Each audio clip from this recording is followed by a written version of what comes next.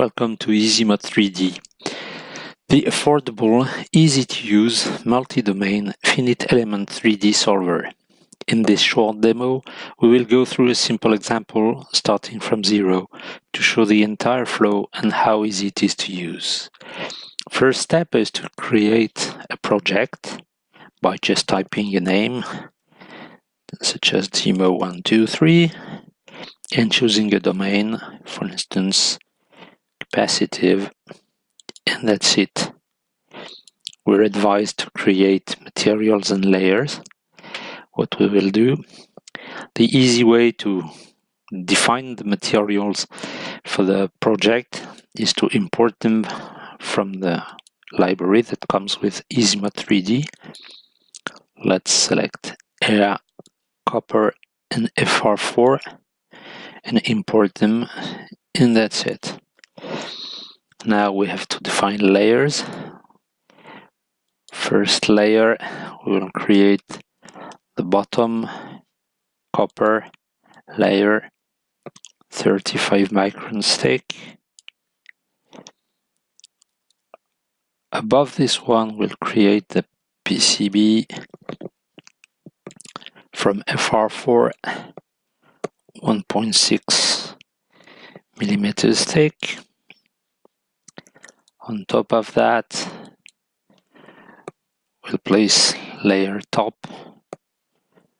copper, 35 microns, and on top of PCB, we'll place some air to define some space,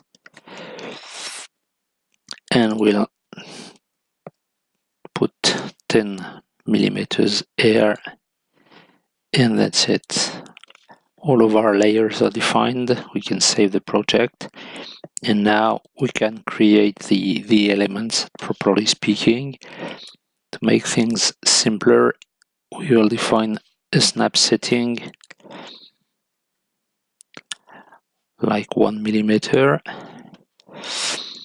We can create our first element, a rectangle, in the bottom layer, and we will assign it to the ground plane reference, and we can generate this, let's say 50 millimeters by 50 millimeters,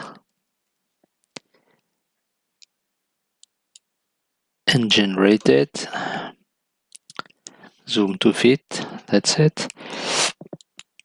Create another block in layer PCB, which is not affected to a port. This time we can draw it just by clicking here and there, and that's it.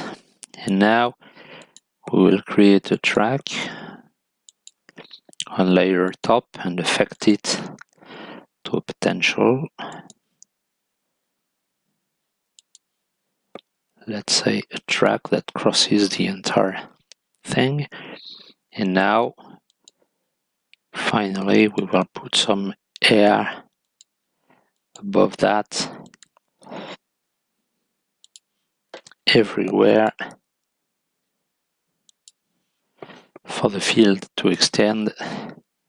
And here we are. And now we are ready to simulate this structure.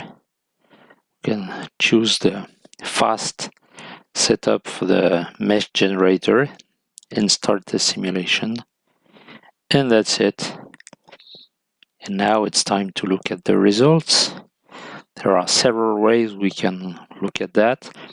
First, we can look at how the voltage distributes between the ground voltage and the line voltage all around. We can look at the voltage as a cross-section, a colored cross-section that we can move in whatever direction. And we can also look at the netlist that is created by EZMod3D. And then in this netlist, we can see that we have capacitance between the line and the ground, which is 13 picofarads. That's it.